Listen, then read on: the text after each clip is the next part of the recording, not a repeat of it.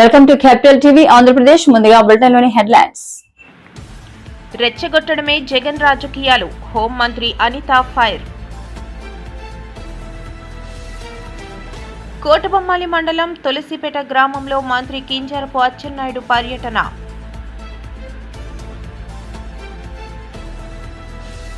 ఏపీలో కొనసాగుతున్న అరాచక పాలనపై వైసీపీ సీనియర్ నేత బొత్స సత్యనారాయణ ఫైర్.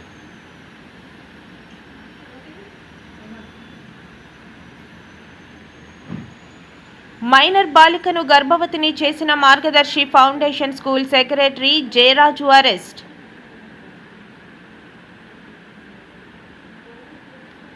జగన్ పై సర్వేపల్లి ఎమ్మెల్యే సోమిరెడ్డి చంద్రమోహన్ రెడ్డి ఆసక్తికర కామెంట్స్.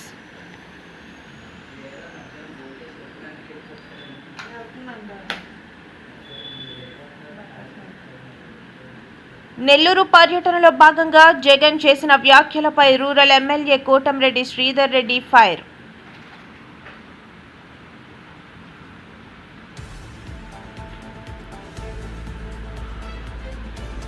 ఎచ్చెర్లలోని ఐఎంఎల్ డిపో వద్ద సిఐటియు ఆధ్వర్యంలో మోకాళ్లపై కూర్చుని ధర్నా.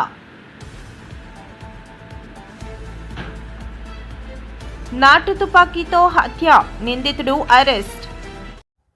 మంత్రుల ఇళ్లపైకి వైసీపీ నేతలను పంపి హత్యలు మొదలు పెడితే అంటూ నెల్లూరులో జగన్ చేసిన వ్యాఖ్యలపై హోంమంత్రి అనిత మండిపడ్డారు. 5 ఏళ్లు సీఎం గా పనిచేసిన వ్యక్తి అలా మాట్లాడడం చాలా దారుణమని దుయ్యబట్టారు. యాక్చువల్ గా మొన్నటి వరకు పోలీసులు రాలేదు అని కామెంట్ చేసింది నిన్న మాట్లాడిన అదే మాజీ ముఖ్యమంత్రి, అంతే కదా. ఈ రోజు పోలీసులు నా దగ్గరికి మనుషులు రావడానికి అడ్డుకుంటున్నారు అన్నది వాళ్ళే. నేను ఒకటి చెప్తున్నానండి, పోలీస్కి ఒక ప్రొసీజర్ ఉంటుంది. ఆయన ముఖ్యమంత్రిగా 5 సంవత్సరాలు చేశారు, రాజకీయంలో 20 సంవత్సరాలు పైగా ఉన్నారు, వాళ్ళ తండ్రి కూడా సీఎం. సో పోలీస్ వ్యవస్థ ఎలా పనిచేస్తుంది, దానికి రూల్స్ అండ్ రెగ్యులేషన్స్ ఏంటి అన్న సంగతి అందరికీ కూడా తెలుసు. మేము డిపార్ట్మెంట్ నుంచి వాళ్ళు మాకు పర్మిషన్ అడుగుతారు. పర్మిషన్ అడిగిన తర్వాత మేము ఒక ప్రొఫార్మా ఇస్తాం. మీరు ఎంతమంది వస్తారు, ఏ టైం టు ఏ టైం వస్తారు, హెలిప్యాడ్ ఎక్కడో పెట్టుకుంటారు, అక్కడ నుంచి ఎంత డిస్టెన్స్ ఉంది, మీరు ఎంతమందిని ప్రొవైడ్ చేసుకుంటున్నారు, ఎంతమందిని మొబిలైజ్ చేస్తున్నారు, అవన్నీ కూడా అడుగుతాం. ఎందుకు అడుగుతామంటే దానికి తగ్గట్టుగా బందోబస్తు మేము ఇవ్వడానికి. వాళ్ళు నిన్న మొన్న మాకు ఇచ్చిన లిస్ట్ ఏంటి, మేము ఎవరిని మొబిలైజ్ చేయట్లేదు, మేము కొంతమంది మాత్రమే వస్తున్నాం అని చెప్పి హెలిప్యాడ్ దగ్గర ఒక 100 మంది అలా సంథింగ్ ఒక 100-200 మందిని పెట్టారు. సో మిగతా వాళ్ళందరూ మేము దానికి తగ్గట్టుగానే బందోబస్తు మేము రెడీ చేసుకోవాలి. సో అలా కాకుండా ఆ తర్వాత మాజీ మంత్రి బయటకు వచ్చి తల్లి రండి, పరిగెట్టుకుని రండి, అలా రండి ఇలా రండి అని చెప్పేసి సినిమా స్లోగన్స్ ఇచ్చాడు ఆయన. ఒకవేళ మా ఇంటెలిజెన్స్ కూడా మాకు ఉంటుంది. సో ఎక్కడైనా ఏదైనా ఇబ్బంది ఎదుర్కొంటారో అటువంటిప్పుడు అనుకునేటప్పుడు ఆటోమేటిక్గా మా పని మేము చేసుకోవాలి. మరి జనాలు రాక నేను సాక్షి టీవీలో మార్పింగ్ చేసుకున్నారా, ఆ చిత్తూరు జిల్లా ఫుటేజెస్ అన్నింటినీ తీసుకొచ్చి అందులో మిక్స్ చేసుకున్నారా?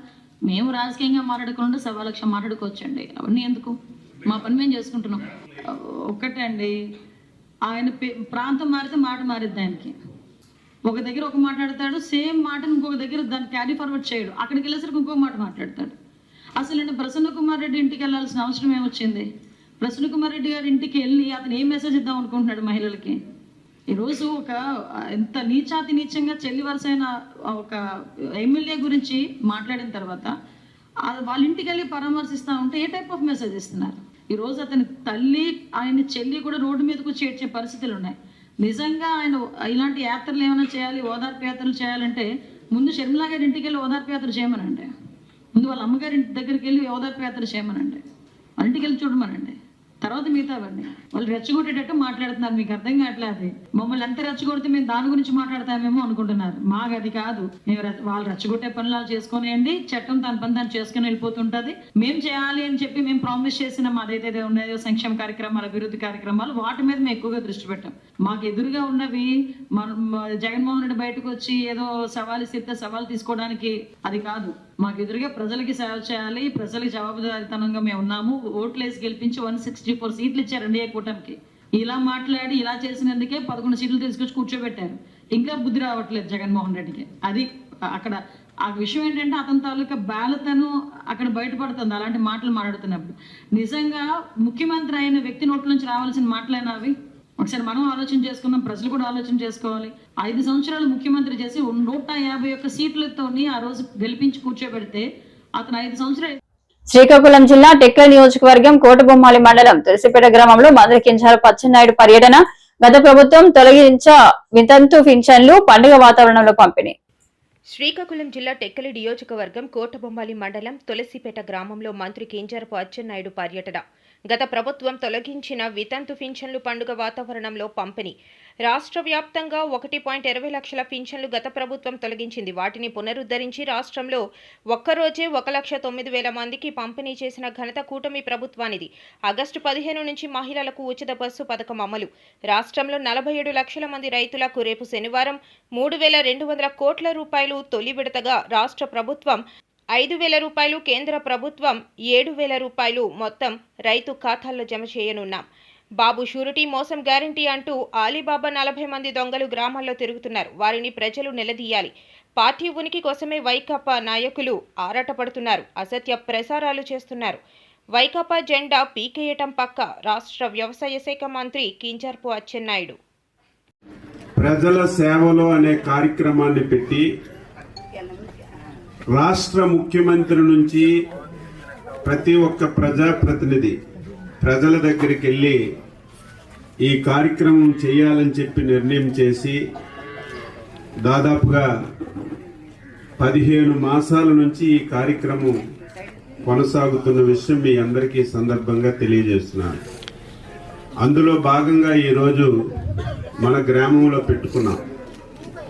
ఎన్నికలైన తర్వాత ప్రభుత్వం వచ్చిన తర్వాత ఒక్కసారి కూడా రాలేదు. ఈ గ్రామానికి వస్తే మీ గ్రామం సమస్యలు కూడా తెలిసినప్పటికీ ఒక్కసారి మళ్ళీ తెలుసుకొని పరిష్కరించే అవకాశం దొరుకుతుందనే ఉద్దేశంతోనే ఇక్కడికి రావడం జరిగింది. నాతో విచ్చేసినటువంటి ప్రజాప్రతినిధులు, అధికారులు, ముఖ్యంగా గ్రామ ప్రజానీకానికి, పాత్రికేయులందరికీ పేరు పేరున హృదయపూర్వకమైనటువంటి నమస్కారాలు, అభినందనలు తెలియజేస్తున్నాను. ప్రజాసేవలో కార్యక్రమంలో భాగంగా ప్రభుత్వం ఏ కార్యక్రమాలు మీకు చేస్తుంది, అవన్నీ సక్రమంగా అందుతున్నాయా లేదా, ఇంకా మీ గ్రామంలో ఏవైనా సరే సమస్యలుంటే అవి కూడా తెలుసుకొని ప్రభుత్వం ద్వారా పరిష్కరించాలనే ఉద్దేశమే ఈ కార్యక్రమం యొక్క ప్రధాన ధ్యేయం అని చెప్పి తెలియజేస్తున్నాను. కరెక్ట్గా కొత్తగా ప్రభుత్వం ఏర్పడి 14 మాసాలు అయింది. గతంలో ప్రభుత్వం పింఛన్లు ఇచ్చేవారు. ఒకసారి పింఛన్లు కూడా ప్రజలకు తెలియాలి. ఇదేదో డబ్బులు ఇస్తున్నాం తీసుకోవడం కాకుండా ఏ పార్టీ ఏ ప్రభుత్వాలు ఈ కార్యక్రమం చేశాయో మీకు తెలిస్తే మీరు అందరికీ చెప్పాలి. ఏపీలో కొనసాగుతున్న అరాచక పాలనపై వైసీపీ సీనియర్ నేత బొత్స సత్యనారాయణ మండిపడ్డారు. కూటమి పాలనలో జరుగుతున్న విశాఖ దోపిడీతో పాటు సమకాలీన రాజకీయ అంశాలపై శుక్రవారం ఆయన మీడియాతో మాట్లాడారు. సుమారు 21 ఎకరాలు వాళ్ళకి ఇస్తున్నారు. ఎకరం మినిమం ఎలా చూసుకున్నా 50 రూపాయలు 50 కోట్లు వేసుకునే 1000 కోట్ల రూపాయలు ఉంటుంది సంస్థ. ఈ మధ్య చూసాం కదా మనం, టీసీఎస్ సంస్థలు ఉద్యోగాలన్నీ తీసేస్తున్నారు. టీసీఎస్ సంస్థలు ఉద్యోగాలను తీసేస్తున్నారు. ఈ మధ్య చూసాం కదా మనం. మోసం కాదని ఆ సంస్థ ఖండించిందా? ఆ సంస్థ మీద నుంచి ఏదైనా వచ్చిందా? మరి ఏ రకంగా అంటే మీరు ఇచ్చిన భూమి వల్ల ఆ సంస్థల కేడుబడిని మళ్ళీ పెంచుకోవడానికి తప్ప దేనికి పనికి వస్తుంది?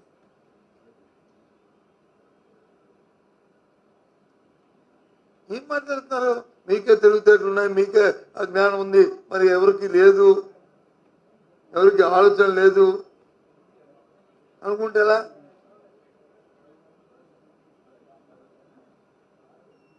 ఇంతకుముందు వచ్చి అసలు డేటా సెంటరే లేదు ఇక్కడ.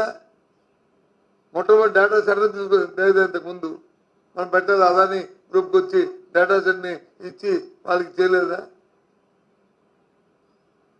అసలు వైజాగ్లోనూ ఐటీ ప్రోత్సహించిందే మేము స్వర్గీయ రాజశేఖర్ గారు ఉన్నప్పుడు కాదా?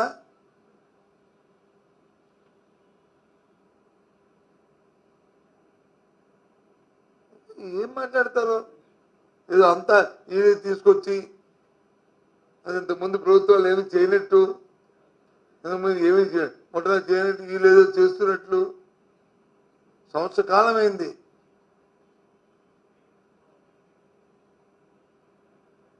నువ్వు ఇచ్చిన హామీలకి దిక్కులేదు. సూపర్ 6కే P4 అని పెట్టి ఉద్యోగస్తులు వచ్చి టీచర్లు వచ్చి అడాప్ట్ చేసుకోమంటారు, సెక్రటరీ ఎంప్లాయీస్ని అడాప్ట్ చేసుకోమంటారు, ఉద్యోగస్తులు అడాప్ట్ చేసుకోమంటారు. అసలు విధి విధానం ఏంటి? ఒక కుటుంబాన్ని బంగారు కుటుంబంగా తయారు చేద్దామనే ఒక కాన్సెప్ట్ ఇచ్చినప్పుడు మినిమం నీడ్స్ వాళ్ళకి ఏమి ఇవ్వాలి, మ్యాక్సిమం ఏమి ఇవ్వాలి, ఆ కుటుంబం దానికి ఆర్థిక పరిస్థితి బట్టి మినిమం ఎంత సపోర్ట్ చేయాలి, ఆర్థికంగా కానీ కైండ్ కానీ క్యాష్ కానీ చేయాలి, మ్యాక్సిమం ఎంత చేయాలనేది ఒక కాన్సెప్ట్ ఇది ఉండాలి, ఒక డ్రాఫ్ట్ ఉండాలి కదా, అది చెప్పాలి కదా. నెలగా కుటుంబాన్ని ఆదుకోవడానికి 1000 రూపాయలు ఇవ్వాలా, 2000 ఇవ్వాలా, లేదా సంవత్సరానికి వచ్చి ఏ రకంగా చదువులు చెప్పించాలా, ఏ రకంగా అవుతుందా, లేదు వాళ్ళకి ఇల్లు ఇవ్వాలా, లేకపోతే వాళ్ళకి కుటుంబ పోషణకి బచ్చి ఇవ్వాలా. అంబేద్కర్ కోనసీమ జిల్లా మండపేట రాయవరం మండలం మాచవరంలో మైనర్ బాలికను గర్భవతిని చేసిన Margadarsi foundation school secretary Jayaraju arrest. Rayavaram mandal మాచవరంలో మైనర్ బాలికను గర్భవతి చేసిన Margadarsi foundation school secretary Jayaraju arrest. నిందితుడిపై ఫోక్సో కేసు నమోదు చేసి రిమాండ్కు తరలించామన్న ట్రైనీ డీఎస్పీ ప్రదీప్తి. తల్లిదండ్రులు ఎప్పటికప్పుడు తమ పిల్లల మానసిక పరిస్థితిని గమనించాలన్న ట్రైనీ డీఎస్పీ ప్రదీప్తి. విద్యాసంస్థల్లో శక్తి టీంల ద్వారా ఏర్పాటు చేస్తామని తెలిపిన ట్రైనీ డీఎస్పీ ప్రదీప్తి. ఇటువంటి సంఘటనలు జరిగినట్లు గుర్తిస్తే పోలీసులకు సమాచారం ఇవ్వాలని ట్రైనీ డీఎస్పీ ప్రదీప్తి తెలిపారు. 3 రోజుల క్రితం రాయవరం పోలీస్ స్టేషన్ పరిధిలో ఒక మైనర్ బాలిక మీద అత్యాచారం జరిగిందని ఒక కంప్లైంట్ రావడం జరిగింది. దాని మీద ఎస్ఐ గారు కేసు నమోదు చేశారు. దర్యాప్తు కూడా మొదలుపెట్టాము. దర్యాప్తులో భాగంగా ఇవాళ అక్యూజ్ని అరెస్ట్ చేయడం జరిగింది. ఇప్పుడు తదుపరి నిమిత్తం అతన్ని రిమాండ్కి పంపిస్తాము. మెయిన్గా ఈ సందర్భంగా మేము ప్రజలకి, తల్లిదండ్రులకి తెలియజేసేది ఏమిటంటే, తల్లిదండ్రులు వాళ్ళ పిల్లల బాగోగులు అలాగే మానసిక ఆరోగ్య పరిస్థితులు ఎప్పటికప్పుడు తెలుసుకోండి. ఎందుకంటే ఇలాంటి ఇన్సిడెంట్స్ మనం న్యూస్లో చూస్తూ ఉన్నాము. అలాగే మేము కూడా పోలీస్ డిపార్ట్మెంట్ తరఫు నుంచి స్కూల్స్లోను కాలేజెస్లోను ఈ శక్తి టీమ్స్ ఫామ్ చేసి అలా శక్తి వారియర్స్ని పెట్టి ఈ వాళ్ళకి అవేర్నెస్ క్యాంపెయిన్స్ అన్నది పెట్టడం జరుగుతుంది. వాళ్ళతో మేము కూడా ఇంటరాక్ట్ అవుతున్నాము. కాకపోతే ప్రజలు కూడా ఇలాంటి ఇన్సిడెంట్స్ ఏమైనా వస్తే వెంటనే పోలీసులకి చెప్పి రిపోర్ట్ చేయండి. అది స్కూల్ అన్నది అది ఎడ్యుకేషన్ డిపార్ట్మెంట్ పరిధిలోకి వస్తుంది. వాళ్ళు చూసుకుంటారు. జగన్ పై సర్వేపల్లి ఎమ్మెల్యే సోమిరెడ్డి చంద్రమోహన్ రెడ్డి ఆసక్తికర కామెంట్స్ చేశారు. మాజీ సీఎం జగన్ ఓ మంచి బాలుడు, గుణవంతుడు అని ఎద్దేవా చేశారు. జైల్లో ఉన్న కాకాని గోవర్ధన్ రెడ్డిని, మహిళా ఎమ్మెల్యేని విమర్శించిన ప్రసన్న కుమార్ రెడ్డిని జగన్ చాలాసేపు పలకరించారని విమర్శించారు. సరే, ఇక్కడ మహిళా ఎమ్మెల్యే మీద నోరు బారేసుకున్న, నీచంగా మాట్లాడిన ప్రసన్న కుమార్ రెడ్డిని చాలాసేపు పరామర్శించి వచ్చాడు. బయటికి రావటం, చంద్రబాబు నాయుడు గారిని, ప్రభుత్వాన్ని నోటికి వచ్చినట్టు మాట్లాడాడు. ఒక్కటి నిజం లేదు. ఆయన మెయిన్ గా ఏం మాట్లాడంటే, ఆయన వస్తుంటే, జనం వస్తుంటే ఆంక్షలు పెడుతున్నారంట. ఆంక్షలు పెట్టి కంప్లీట్ గా ఆపేస్తున్నారంట. నేనేమంటాను, నువ్వు పర్మిషన్ ఏం పెట్టుకున్నావు? ఆయన పరామర్శిస్తాను పోతానన్నావు. అంతమంది 100 మంది పోలీసులు పెట్టారు నీకోసం. అక్కడ ప్రసన్న కుమార్ రెడ్డి ఇంటి దగ్గర 100 మందిని అలో చేయమన్నారు. నువ్వు పరామర్శకు వచ్చావు, బహిరంగ సభకు రాలే. ర్యాలీ అని పెట్టలే, నువ్వు పర్మిషన్ ర్యాలీ అని పెట్టలే.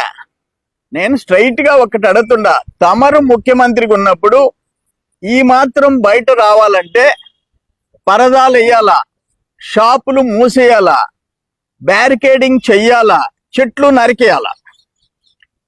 ఏం మాట్లాడినారు మీరు? నన్ను జనంలోకి పోనీయటం లేదు. నువ్వు ముఖ్యమంత్రిగా ఉన్నప్పుడు బయటకు వస్తే చెట్లు నరికేయాలా, పరదాలు కట్టాలా, బ్యారికేడింగ్ చెయ్యాలా? నరకం చూపించావు నువ్వు. తమరు ముఖ్యమంత్రిగా బయట వస్తే ఇంకా ఆ ప్రాంత ప్రజలు, వ్యాపారస్తులు, కిళ్ళి కొట్టులు, షాపులు, ట్రాఫిక్ నరకం చూపించావు. ఈరోజు ఫ్రీగా వదిలేస్తున్నాం మిమ్మల్ని. మీరు నోటికొచ్చినట్టు మాట్లాడుతున్నారు. తప్పుడు కేసుల గురించి మాట్లాడినాడు. తప్పుడు కేసులు పెడుతున్నారంట. అయ్యా, తమరి టైంలో చంద్రబాబు నాయుడు గారు, కింజారపు అచ్చెన్నాయుడు గారు, కొల్లు రవీంద్ర, బీసీ జనార్దన్ రెడ్డి, ధూళిపాల నరేంద్ర, జేసీ ప్రభాకర్ రెడ్డి గారు, అస్మిత్ రెడ్డి, బీటెక్ రవీంద్రారెడ్డి, ఉక్కు ప్రవీణ్ కుమార్ రెడ్డి, చింతమనేని ప్రభాకర్, చెల్లా రామచంద్రారెడ్డి, ఓన్లీ మెయిన్ కొన్ని ఎగ్జాంపుల్ చెప్పా. ఆఫీసర్లు గురించి మాట్లాడావు. నీ వల్ల ఆనాడు శ్రీలక్ష్మి దగ్గర నుంచి, ధనంజయ రెడ్డి దగ్గర నుంచి, శ్యామలరావు దగ్గర నుంచి, పోలా భాస్కర్ దగ్గర నుంచి ఐఏఎస్లు, ఐపీఎస్లు, పి సీతారామాంజనేయులు, కాంతి రాణా, విశాల్ గున్ని, ఆ grade officer Venkatareddy, DMG Venkatareddy, నీ వల్ల వీళ్ళందరూ ఆఫీసర్లు జైలుకి పోయినారు. నేను చెప్పిన మా నాయకుల్ని దుర్మార్గంగా. వైసీపీ అధినేత మాజీ సీఎం వైఎస్ జగన్మోహన్ రెడ్డి నెల్లూరు పర్యటనలో భాగంగా చేసిన వ్యాఖ్యలపై రూరల్ ఎమ్మెల్యే కోటమిరెడ్డి శ్రీధర్ రెడ్డి స్పందించారు.